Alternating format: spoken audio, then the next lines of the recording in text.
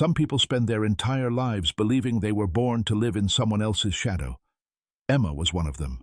Every door that opened seemed to open for someone else. Every dream she buried became just another reason to believe that being overlooked was simply her place in the world.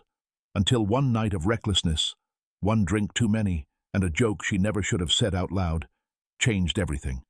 She never imagined the Alpha King was listening. She never imagined he would respond. And she certainly never imagined that a single word from the kingdom's most powerful man would unlock a destiny that had been waiting for her long before she believed she deserved it.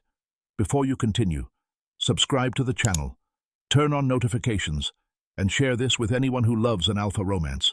The torches in the great hall burned low, and Emma stood near the back wall the way she always did during festivals, arms crossed, eyes scanning the crowd like a soldier who'd forgotten how to stop working. She wasn't built for silk dresses and polite laughter. She was built for the wall, for the watch, for the kind of nights when the pack needed someone steady enough to hold the line. Around her, soldiers raised their cups and called her name, dragging her toward the long table. And for once, just once, she let herself be pulled.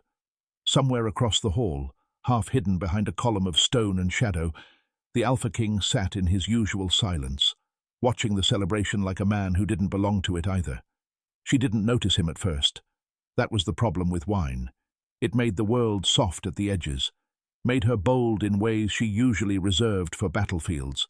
Her friends pressed another cup into her hand, teasing her about the way she'd snapped at a noble that morning for mishandling a sword, and she laughed, really laughed, the kind of laugh that came from somewhere she usually kept locked.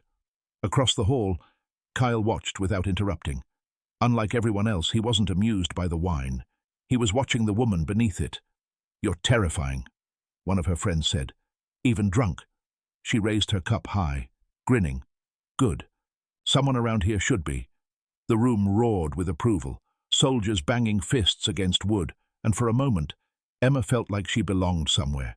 It was the kind of moment that should have stayed small. Instead, someone shouted a question that cracked the air open.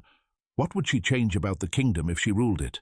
And Emma, drunk on wine and freedom and the rare warmth of being seen, didn't hold back. She talked about soldiers forgotten after battle, about a king who hid behind walls instead of standing among his people, about a throne that felt more like a cage than a castle. Several nobles looked horrified. Kyle didn't. His expression hadn't changed at all. Her voice rose, fierce and unfiltered. Years of quiet resentment finally finding air. The hall leaned in, captivated, not realizing how close the fire had crept. Then, someone, laughing, reckless, never imagining the weight of it, shouted that if she hated how things were run, she should just marry the Alpha King and fix it herself. The hall erupted into laughter, and Emma, swept up in the moment, lifted her cup higher than she should have. "Fine," she said, grinning wide, voice carrying further than she intended. "If the Alpha King wants a queen who tells him the truth instead of flattering him, he should marry me." The words left her mouth like sparks from a struck flint, bright, careless, gone before she could catch them. The crowd howled with delight. Nobody was watching the shadows behind the column anymore. The laughter held for 3 full seconds before it started to die. It happened in pieces, first a few soldiers near the front going quiet, then the table beside her, then the whole room folding into a silence so total she could hear her own heartbeat. Emma turned, still smiling, still drunk enough not to understand, and found every eye in the hall fixed on the same spot near the stone column. The Alpha King had risen. He wasn't laughing. He wasn't scowling either. He simply watched her, dark eyes steady in a way that made the warmth in her chest curdle into something closer to dread. The silence stretched long enough to feel like judgment. He crossed the floor without hurry, each step deliberate, the crowd parting like water around a stone. Emma's pulse climbed with every footfall, her mind scrambling to catch up to what her mouth had already done. He stopped close enough that she had to tilt her head back to meet his eyes, and for one unbearable heartbeat, neither of them spoke. Then his voice came low, even, final, the kind of voice that didn't ask, didn't joke, didn't leave room for doubt. Accepted. The word landed like a blade through silk. Emma's vision tipped sideways, the room tilting with it, and the last thing she registered before the floor rushed up to meet her was the look on his face, like a man whose decision had been made long before tonight. Emma woke to sunlight slicing through unfamiliar curtains and a headache that pulsed like a war drum behind her eyes. For one blissful moment, she let herself believe it had all been a dream. The wine, the dare, the words that had left her mouth before her brain could catch them. She sat up too fast, the room tilting, and pressed a hand to her temple, already constructing the apology she'd owe half the hall by sundown. Then she noticed the unfamiliar sheets, the unfamiliar room, the faint scent of cedar and smoke that didn't belong to her own quarters. Her stomach dropped before her mind even caught up to why. The door opened before she could decide whether to bolt. One of the castle maids stepped in, eyes wide, hands twisting nervously in her apron, and the words tumbled out before Emma could ask a single question. The whole kingdom already knew. Soldiers were talking about it on the training grounds. Nobles were whispering it through the castle halls. Somewhere beyond these walls, an entire pack believed their captain had just become betrothed to their king. Emma's headache forgot itself entirely, replaced by something colder, sharper, climbing up her spine like ice water. That was a joke, she said, more to herself than the maid. The maid only looked at her with something close to pity. She was dressed and moving before she fully understood what she intended to do, marching through corridors she'd never walked as anything but a guest, drawing stares from servants who clearly already knew her name. By the time she reached the throne room, her heart was hammering louder than her footsteps. Nobles lined the walls in their finest, whispering behind raised hands, and at the center of it all stood Kyle, dressed not for war, but for ceremony, looking every inch the king the stories described, and none of the man who'd watched her from the shadows the night before. Emma stopped at the threshold, suddenly aware of every eye in the room. "There's been a misunderstanding," she said, loud enough to cut through the murmurs, chin lifted despite the tremor in her hands. A few nobles exchanged glances, clearly expecting drama, clearly enjoying it. Kyle didn't move from his place near the throne, didn't so much as blink at her interruption. Instead, he addressed the room directly, his voice carrying easily across the marble floor. "Last night, Captain Emma asked for my hand," he said, each word deliberate, unhurried, final. "I accepted." He turned to a servant waiting near the dais, who stepped forward holding a small carved box. Inside sat an old royal ring, dulled with age, clearly older than anything made for show.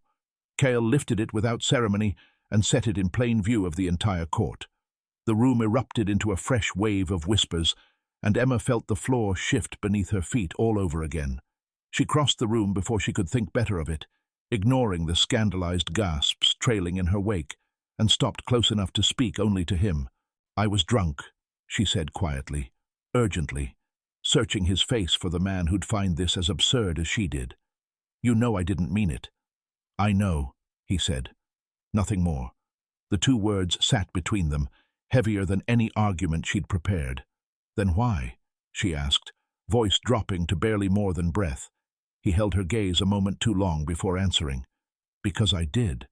The court watched in fascinated silence, sensing something neither politics nor scandal could fully explain. Emma searched his face one last time, hoping to find the slightest hint of mockery, some flicker that would let her laugh this off and walk away. There was none, and for the first time since waking up, she realized something terrifying. The Alpha King had never been joking. Emma spent the following days searching for an explanation that made sense, the kind of explanation that didn't involve a king actually wanting her. She turned it over in her mind during training drills, during meals she barely tasted, during the long silences of nights she spent staring at the unfamiliar ceiling of her new chambers. It had to be politics. Maybe the pack needed unity after the border skirmishes. Maybe some treaty depended on the appearance of an unshakable king who kept his word, even a word spoken in jest. Anything was easier to believe than the alternative, that he simply meant it. She found him in the castle gardens at dusk, an unexpected location for a king she'd assumed lived entirely behind closed doors and closed expressions. He wasn't surrounded by advisors or guards.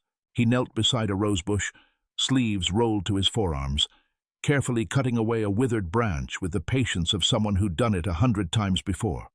Emma hesitated at the edge of the path, unsure whether to retreat, and then he spoke, without turning. "You're allowed to walk closer, Captain." "I don't bite." There was the faintest edge of humor in his voice, not the cold formality of the throne room, but something looser, more human. She stepped forward despite herself. "I keep waiting for the part where you explain the real reason," she said, arms crossed, falling back into the only language she trusted: directness. Kings don't propose to soldiers over a drunken joke without calculating something. "No," he said simply. A pause stretched between them, long enough that she thought he wouldn't continue. Then, quieter, "Some kings simply pay attention." He didn't look up from the rosebush as he said it, his hands still moving carefully around the dying branch. "Things survive longer when someone notices they're struggling early enough." Emma thought he meant the plant. She didn't yet understand he was talking about something else entirely. They fell into an easy rhythm after that, an unlikely one, walking the garden paths as the sky deepened toward violet. She found herself arguing with him the way she argued with her own soldiers, sharp, unfiltered, unafraid of his title, and he never once silenced her for it. She mentioned the border patrols she commanded, the way supplies were rationed unfairly to the outer pack territories. "I know," he said. She stopped walking. "How?" He only offered a faint, unreadable smile and changed the subject, leaving the question hanging unanswered in the cooling air. For the first time since the wine wore off, she laughed. A short, surprised sound at something he'd said, unguarded and real. It was the first time he'd heard her laugh without armor, and something in his expression shifted, like a man committing a sound to memory. It was somewhere near the garden's edge, beneath an old wolf statue worn smooth by decades of weather, that the realization settled over her like a held breath. He'd known her name before she ever stumbled drunk through that speech. He'd known about the border disputes she'd quietly handled without recognition.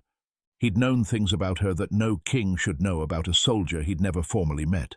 "How long have you been watching me?" she asked, the question slipping out before she could stop it. He turned to look at her, the smallest smile touching his mouth, though it didn't quite reach his eyes. "Long enough," he said. Then, almost to himself, quiet enough that she nearly missed it. "Long enough to know I never would have said anything, if you hadn't said it first." He looked away before she could ask what that meant, as if he'd already revealed more than he intended. Before she could press further, the garden gate swung open behind them, and a voice cut through the quiet evening air, one Emma recognized instantly, one that made her spine go rigid before she even turned around. Her mother crossed the path with the brisk authority of someone used to being obeyed, eyes flicking over Cale with practiced deference, before landing on Emma with something far colder. "Your Majesty," her mother said, dipping into a shallow bow. "Surely this misunderstanding has gone far enough." Kyle's jaw tightened almost imperceptibly. Emma felt the warmth of the evening evaporate, replaced by the old, familiar weight of being unwanted in a room built for someone else, because the fight ahead, it seemed, wasn't going to come from the court. It was going to come from home. Her mother didn't waste time on pleasantries once the garden gate closed behind the king's retreating advisors, leaving the three of them alone beneath the wolf statue. She circled Emma the way she always had, assessing, critical, already calculating damage control. "Do you have any idea what you've done?" she hissed, voice pitched low enough to avoid the gardeners, but sharp enough to cut. "The entire court is laughing behind closed doors.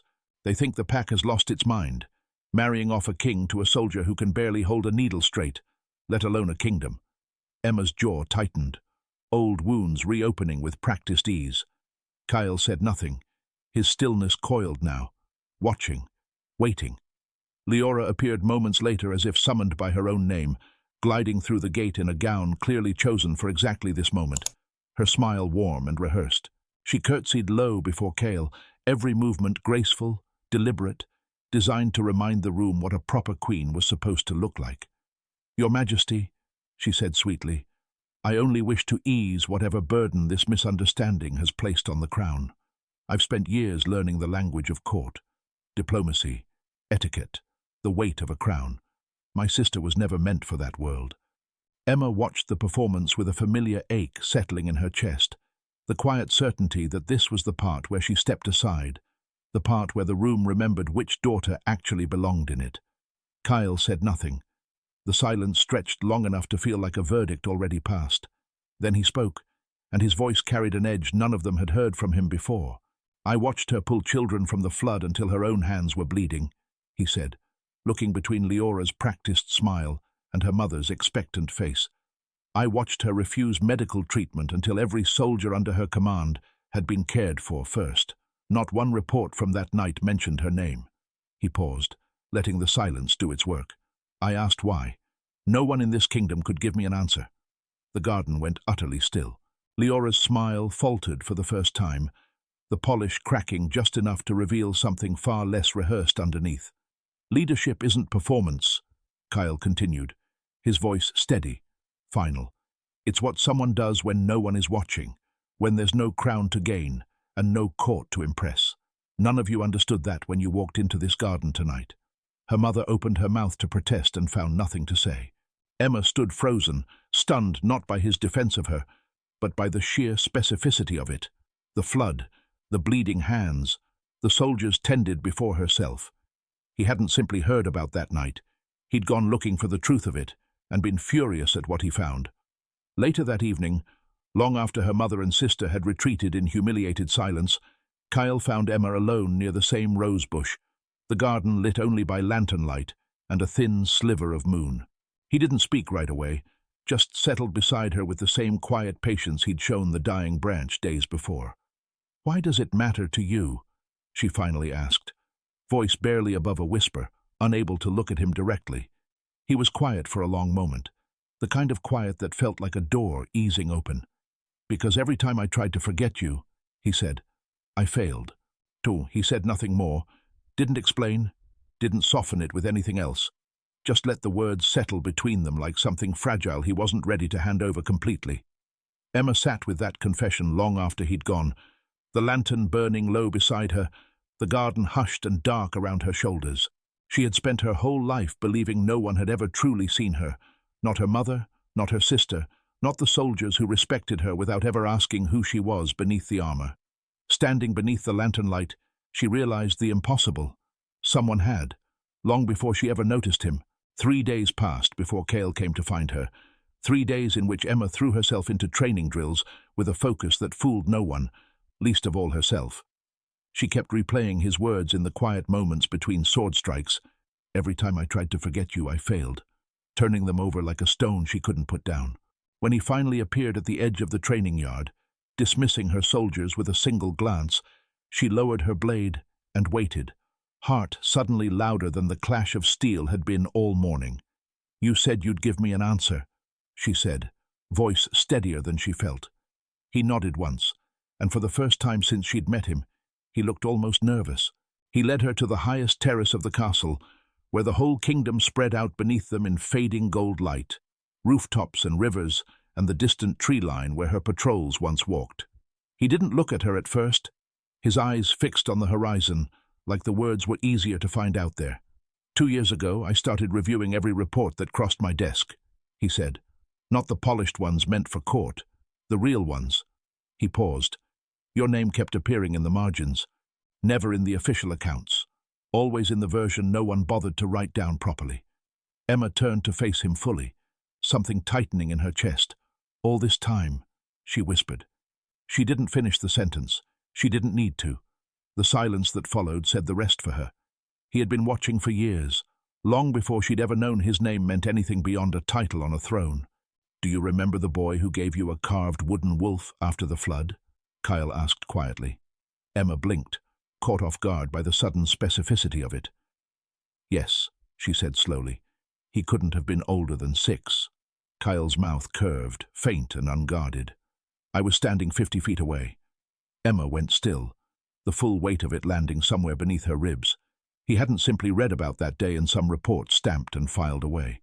He had stood in the mud and the wreckage and watched her hand back a small carved animal, like it meant nothing, when it had clearly meant everything to the boy who gave it.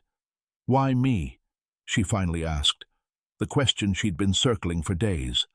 Kyle was quiet for a long moment, choosing the words with the same care he gave the dying rosebush. "Because you were the only person in this kingdom who never changed when you thought no one was watching," he said. Emma felt the words settle into her like something permanent. "Since when?" she asked. "Since the flood," he answered simply. "You were there," she said, not quite a question anymore. "Every report said the soldiers saved the town," he said. "None of them mentioned you. That bothered me.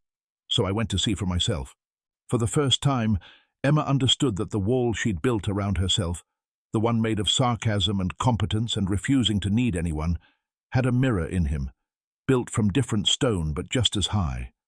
"I don't know how to be a queen," she admitted quietly, the confession costing her more than any battlefield ever had. "I don't know etiquette or politics or how to smile at nobles who already hate me." Kyle stepped closer, close enough that she had to tilt her head to hold his gaze, the terrace wind tugging at strands of her hair. "I'm not asking you to become someone else," he said. "I'm asking you to keep being exactly who you've always been." Emma searched his face for hesitation, for the catch she half expected after a lifetime of being someone's second choice, and found nothing but quiet, unwavering certainty. "I still don't think I deserve this," she whispered, the oldest wound finally spoken aloud. Kyle reached for her hand, his fingers closing gently around hers, the first deliberate touch either of them had allowed since the festival. "You don't have to earn what has always been yours," he said softly. Emma looked down at their joined hands, then back up at him, and instead of answering, she simply tightened her hold, saying nothing at all.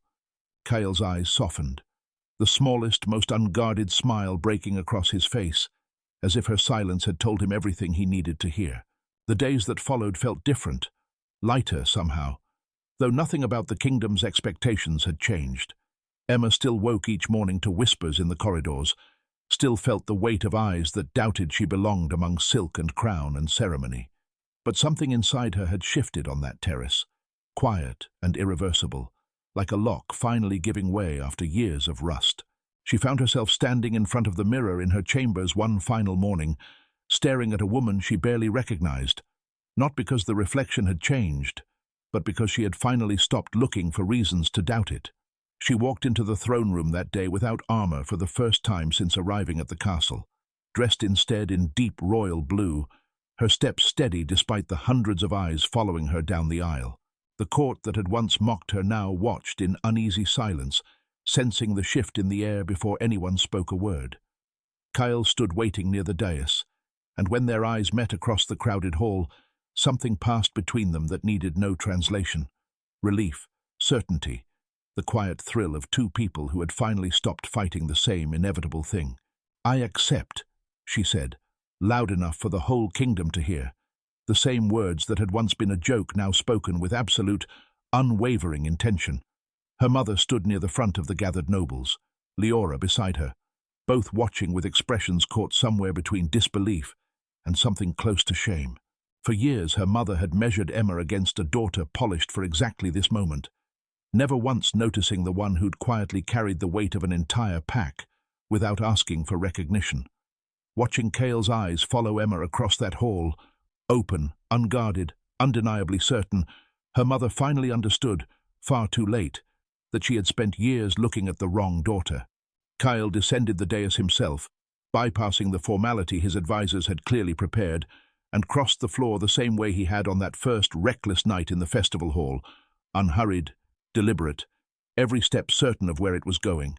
He lifted the luna's crown from the cushion a servant offered, the metal catching torchlight as it had 1,000 times before for 1,000 different women, but never quite like this. He didn't place it on her head like an obligation fulfilled. He set it there gently, his hands lingering a moment longer than ceremony required. "This crown doesn't make you worthy," he said, low enough that only she could hear. A pause. "It simply tells the kingdom what I've known for years." His eyes held hers, steady and certain. "I wasn't looking for the prettiest woman in this kingdom." Another pause, softer this time. "I was always looking for the honest one." Some of the soldiers who had served under Emma were the first to applaud. Then another voice joined. Then another. The sound spread through the hall like fire catching dry wood, until even the nobles who had doubted her found themselves rising to their feet, swept into something they couldn't quite name but recognized all the same. The rare, unmistakable sound of a kingdom watching the right person finally take her place. Emma looked down at the luna's crown resting on her head, the weight of it nothing like she'd imagined, lighter somehow than the years she'd carried without it. Then she looked at Kyle. He smiled. She smiled back. Outside, beyond the castle walls, the wolves began to howl beneath the full moon, not because a queen had been crowned, but because, at last, two hearts had stopped running from the same destiny. The kingdom believed it had crowned a queen that day, but the greater miracle had happened much earlier, somewhere between a garden and a terrace, and 100 small moments where someone finally chose to see her. A woman who had spent her entire life believing she was someone's second choice had finally become her own first choice. Under the same moon that once witnessed a drunken joke change the fate of a kingdom, Emma finally understood something she had spent her entire life searching for. She had never been difficult to love. She had simply spent too many years asking the wrong people to see her. And sometimes, that's the quiet miracle life has been waiting to reveal. That being overlooked by the wrong hearts doesn't mean you were forgotten by the right one. Somewhere along the way, an alpha king saw the courage she never recognized in herself, and little by little she finally began to see it too. Maybe that's why stories like this stay with us, because they remind us that the greatest love isn't the one that changes who we are. It is the one that finally allows us to become the person we were always meant to be. Emma didn't become worthy because she wore a crown. The crown simply arrived after she finally believed she already was. So if you've ever felt invisible, if you've ever wondered whether anyone would truly choose you, or if you've ever hoped that even the strongest hearts can learn to love without fear, then I hope Emma's story stayed with you a little longer than tonight. If you enjoy stories of alpha kings, impossible destinies, forbidden bonds, and women who discover the strength they always carried inside them, subscribe and turn on notifications. Under this same moon, another unforgettable story is already waiting, and I'd love for you to be here when it begins.